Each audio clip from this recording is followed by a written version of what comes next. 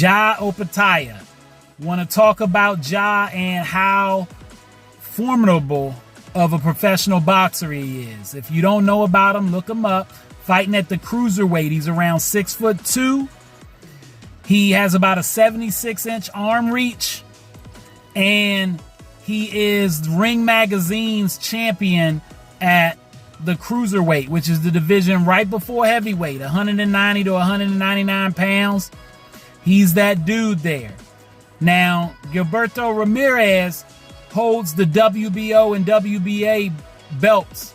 So he's the only unified champion at cruiserweight. And even with that being said, Ring Magazine still feels Ja is the guy there who holds, and he happens to hold the IBF championship.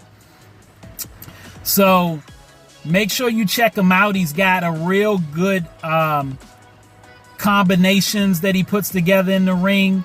A lot of power, southpaw, looking to land his power left hand shot, which he did with effectiveness in the 8th round in his last bout. Put my man to sleep something serious. But that wasn't before he took a couple shots himself. He had a little bit of swelling under his eyes due to, I think, some timing issues where he was getting time from time to time, and he was risking his guard a little bit to land that left from time to time. But typically, Ja's a little more precise with his punches, holds his guards in a good spot, good form with his protection, and just a tough out. This is the same division, the one he fights in at cruiserweight, that David Benavidez is on his way to. David Benavidez is fighting Gilberto Ramirez for a unification bout, Cinco de Mayo weekend. Should David Benavidez win, he says that doesn't guarantee he fights Ja right away, but he does want to fight him. But he said he wanted to make sure he got a little more of a feel of himself at that weight before he stepped in the ring with Ja, because he had a lot of respect for his talent and his abilities. That's big coming from the Mexican Monster. Typically, he's the one that's being avoided. He's the one that guys just don't want to get in the ring with, and he's calling out folks and willing to fight anybody. So if he's got that type of respect for Ja, that tells you something.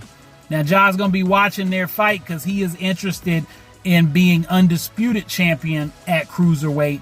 And one way to accomplish that would be to fight the winner of David Benavidez versus Ramirez. So pay attention to that fight, Cinco de Mayo weekend between those two. But March 8th, if you haven't checked out Ja yet, he's fighting Brandon Glatton, who has 21 wins, 3 losses, 18 wins by way of KO. Check that fight out. Get a look at him if you haven't seen him. And let me know what y'all think about Ja. Do you think he's top 10 pound for pound already? I think that he is in that argument. I don't know if I'm quite ready to put him in the top 10.